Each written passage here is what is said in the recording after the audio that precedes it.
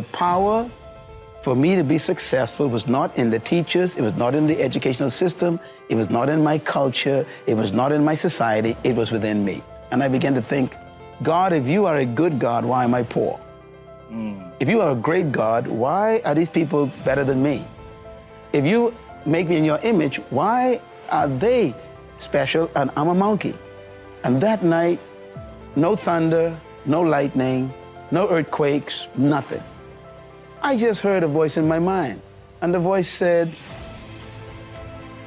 I ask you to believe me, and you will be saved, not them. And that night, I made a commitment to believe what God said. 13 years old, I said, okay, I believe that I have the power to experience far beyond all I can ever ask, think, or imagine. 13 years old. And that's when my pursuit of God began. When was it that you realized you wanted to become a preacher?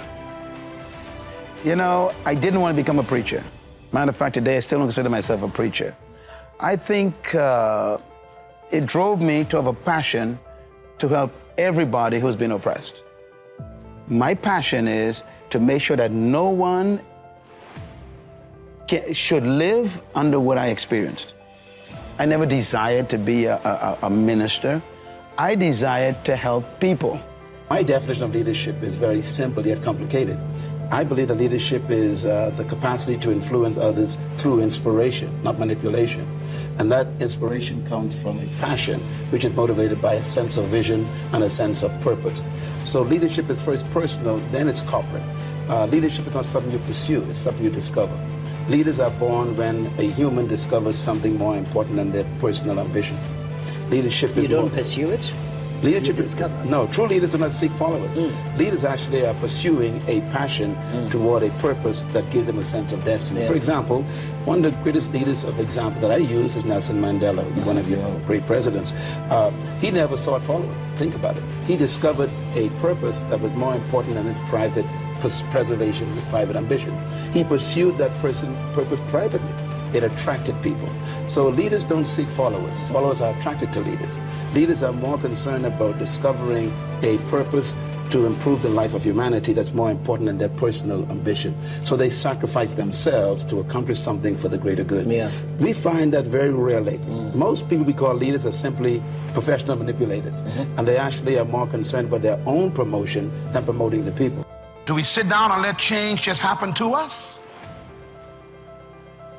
Or are we just watching change happening around us? Or are we aware that change is happening within us? Or are we going to be those proactive people who make sure that we affect what happens to us? Change also produces four types of people. They are in this room. First of all, there are people who watch things happen. Now, let me say something about change. This is important here. Not all change is improvement. You used to weigh 128.